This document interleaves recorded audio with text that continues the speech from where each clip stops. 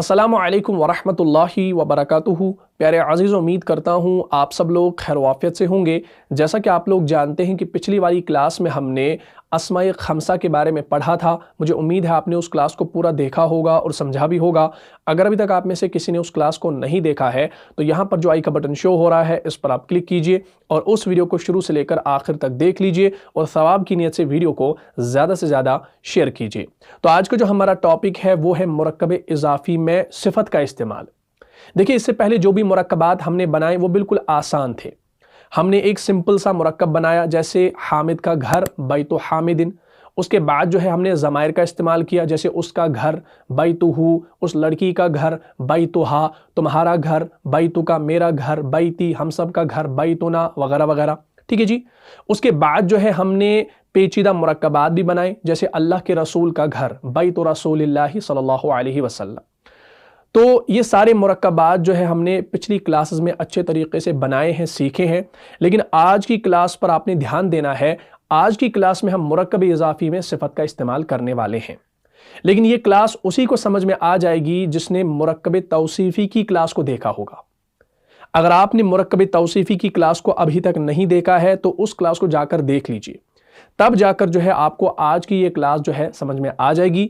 آپ نے موصوف صفت کو اچھے سے پہلے سمجھنا ہے، ٹھیک ہے نا؟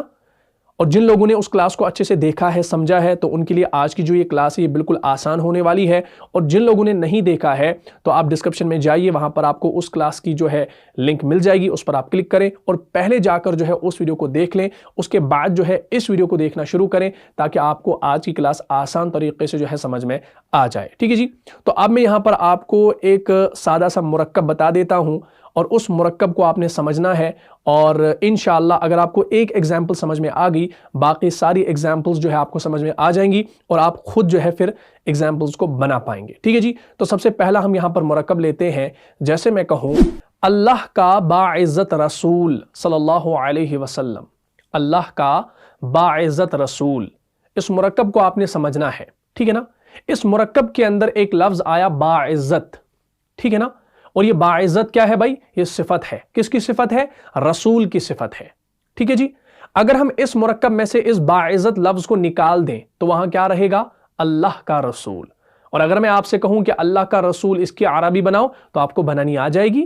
اللہ کا رسول، رسول کو مضاف کی جگہ پر لکھو، اللہ کو مضاف الیہ کی جگہ پر، تو کیا بنا؟ رسول اللہ، اللہ کا رسول بن گیا۔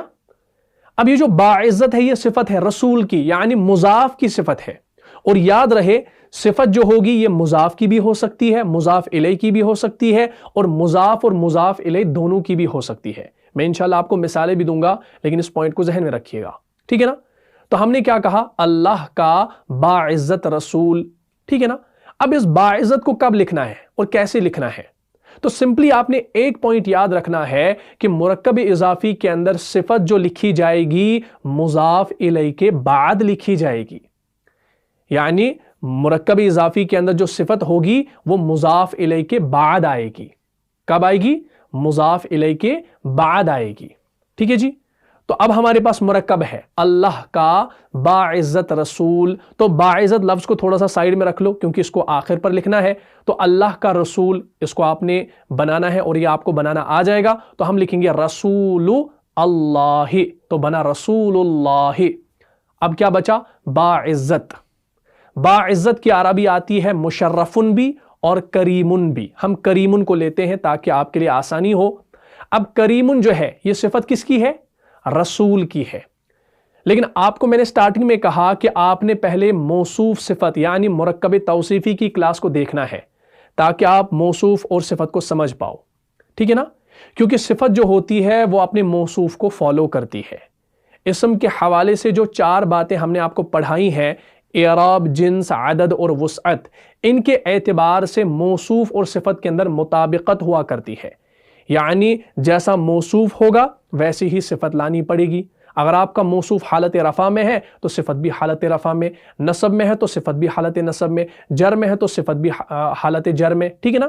اگر آپ کا موصوف نکرہ ہے تو صفت بھی نکرہ، معرفہ ہے تو معرفہ، مذکر ہے تو مذکر، مؤنث ہے تو مؤنث، واحد ہے تو واحد، مثنی ہے تو مثنی، جمع ہے تو جمع، ٹھیک ہے نا۔ تو ان کے اندر مطابقت ہوا کرتی ہے۔ اب کریمن جو ہے یہ کس کی صفت ہے؟ رسول کی، ٹھیک ہے نا؟ اب رسول جو ہے یہاں پر یہ کیا ہے بھائی؟ یہ معرفہ ہے۔ کیسے پتا چلا؟ مضاف الی المعرفہ۔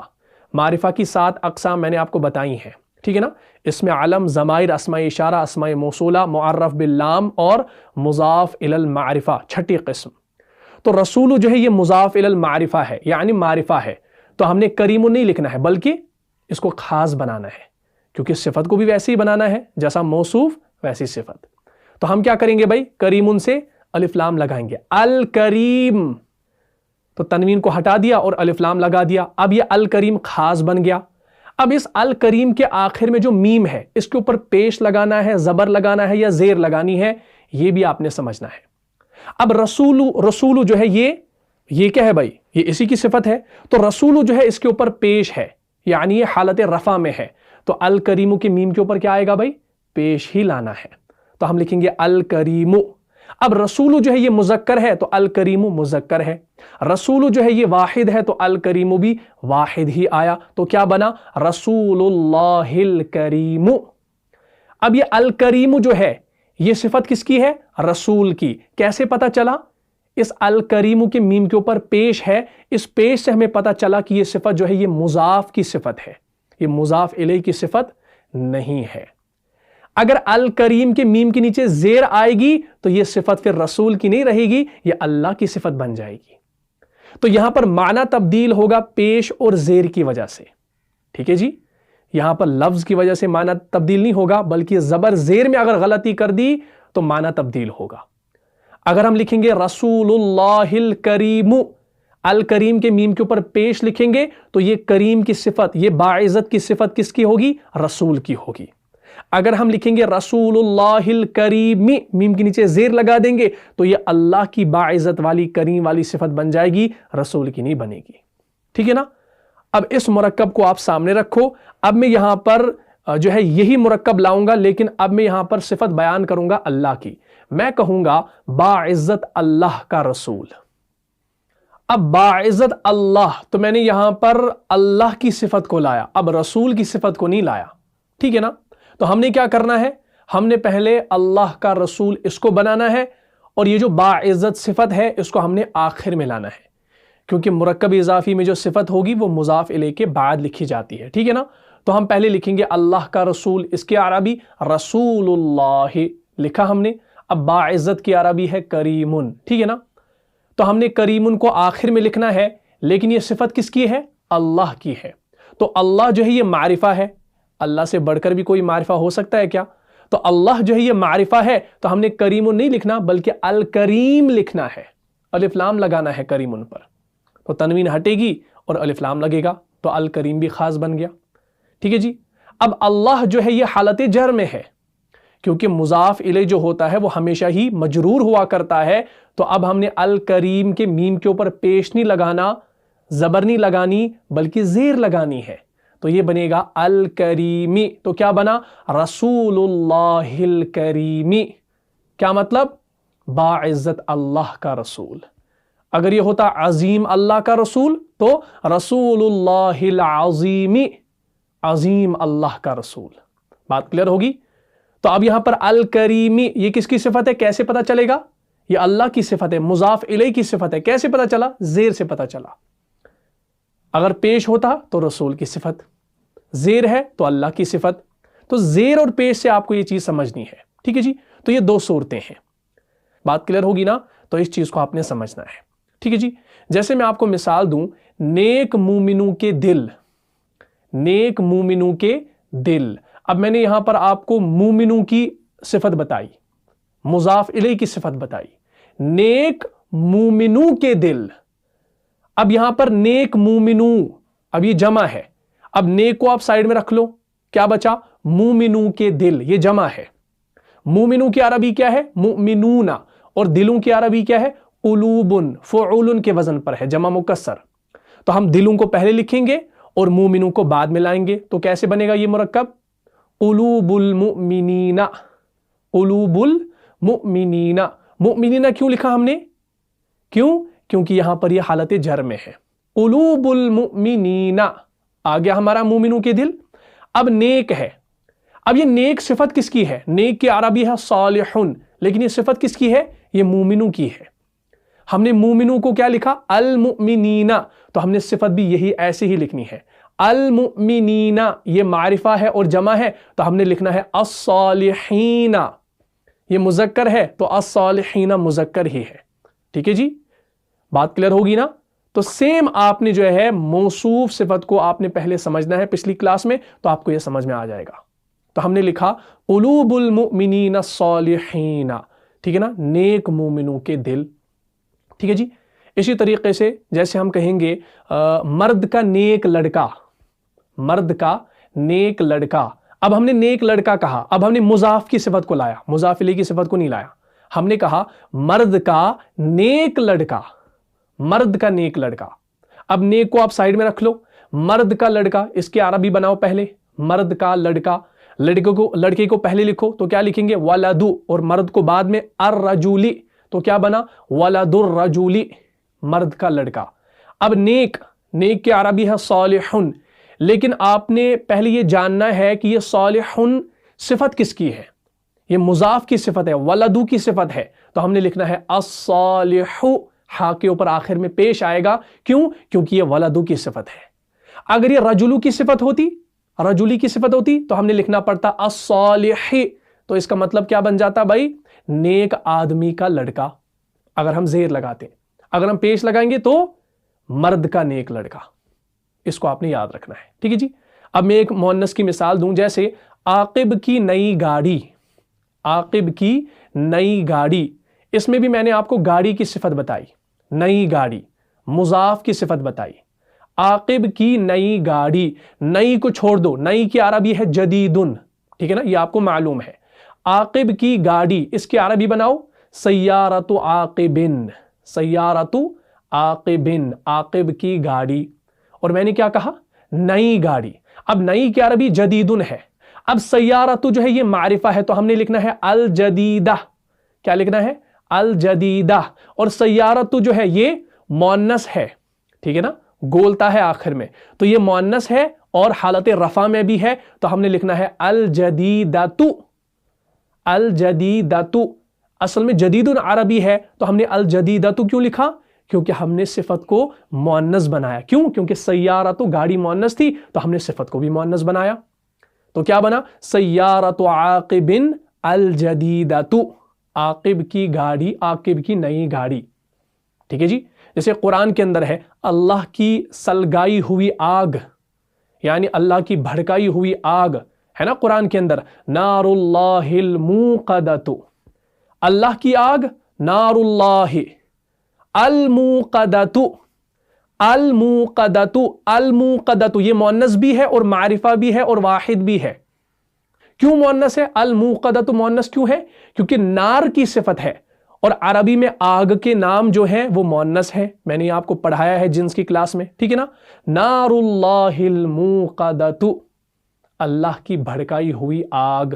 ٹھیک ہے جی، اسی طریقے سے اللہ کے نیک بندے، اللہ کے نیک بندے، اب نیک کی عربی صالحن ہے، یہ آپ کو پتا ہے، اللہ کے بندے یہ جمع ہے، اللہ کے بندے، بندے مضاف کی جگہ پر، اللہ مضاف الیہ کی جگہ پر۔ بندے کی عربی کیا ہے؟ عبادن، جمع ہے نا، عبدن کہتے ہیں ایک بندے کو، عبادن بہت سارے بندے، ٹھیک ہے نا، تو ہم لکھیں گے عباد اللہ، اللہ کے بندے، لیکن ہم نے کیا کہا؟ اللہ کے نیک بندے۔ اب نیک ہے نا صالحن، اس کو ہم نے لانا ہے مضاف الیہ کے بعد۔ اب صالحن کو کیسے لکھیں گے؟ صفت کس کی ہے؟ بندو کی ہے۔ عباد یہ معرفہ بھی ہے اور جمع بھی ہے اور مذکر بھی ہے اور حالت رفع میں بھی ہے، تو ہم نے کیا لکھنا ہے؟ عباد اللہ الصالحون، صالحون واحد ہے لیکن ہم نے صالحون لکھا، کیوں؟ کیونکہ عباد جمع ہے تو الصالحون جمع ہے، عباد یہاں پر رفع میں ہے تو الصالحون حالت رفع ہے، ٹھیک ہے نا، بات کلیئر ہوگی؟ تو عباد مذکر ہے تو الصالحون مذکر ہی لایا، بات کلیئر ہوگی نا، اللہ کے نیک بندے۔ لیکن آپ نے دیکھا ہوگا جب آپ تشہد پڑھتے ہیں، آپ التحیات پڑھتے ہیں، کیا پڑھتے ہیں؟ التحیات للہ والصلوات والطیبات السلام علیکہ، अय्युहन नबी व रहमतुल्लाहि व बरकातुहु, अस्सलामु अलैना व अला इबादिल्लाहिस सालिहीन। अस्सलामु अलैना, सलामती हो हम पर, व अला इबादिल्लाहिस सालिहीन, और अल्लाह के नेक बंदों पर। तो वहां पर क्या है? इबादिल्लाहिस सालिहीन, वहां पर है इबादिल्लाहि, अल्लाह के बंदे। अब इबादी ये हालत जर में है। क्यों हालत जर में है? क्योंकि पीछे अला आ रहा है, ठीक है ना, क्योंकि हालत जर में आने की वजूहात हैं। मुजाफ इले जो है वो मजरूर ही है, लेकिन इबादी ये हालत जर में आया। क्यों? क्योंकि इसकी वजह है, क्योंकि मुजाफ जो होता है वो हालत रफा में भी आ सकता है, नसब में भी आ सकता है, जर में भी आ सकता है, ठीक है ना।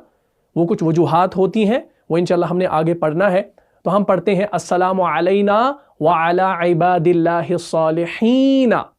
अब इबादी ये हालत जर में आया, तो अस्सालिहीन ये भी हालत जर में, सिफत भी हालत जर में, अल्लाह के नेक बंदे।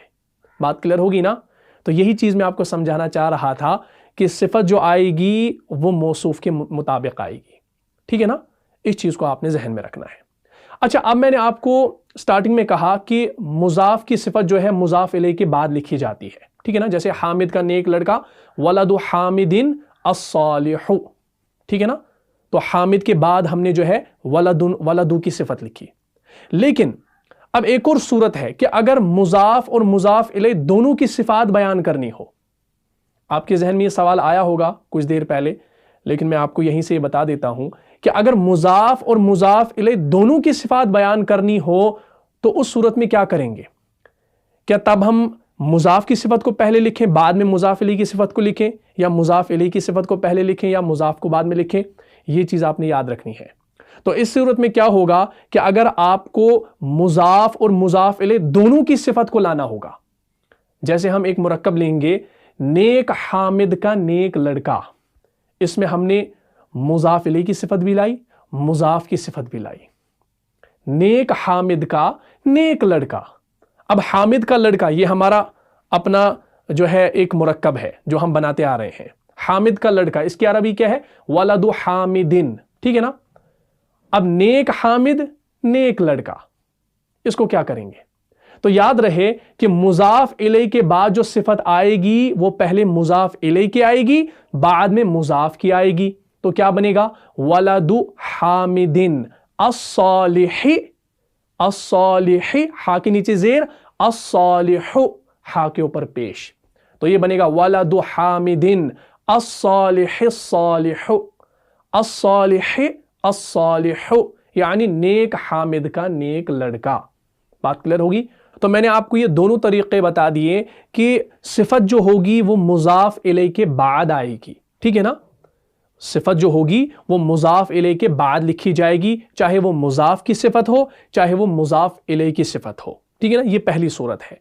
और दूसरी सूरत क्या है कि अगर मुजाफ और मुजाफ इलैहि दोनों की सिफात बयान करनी हो तो पहले मुजाफ इलैहि की सिफत को लिखेंगे, उसके बाद मुजाफ की सिफत को लिखेंगे, ठीक है ना। ये दो सूरतें हैं, इनको आपने याद रखना है।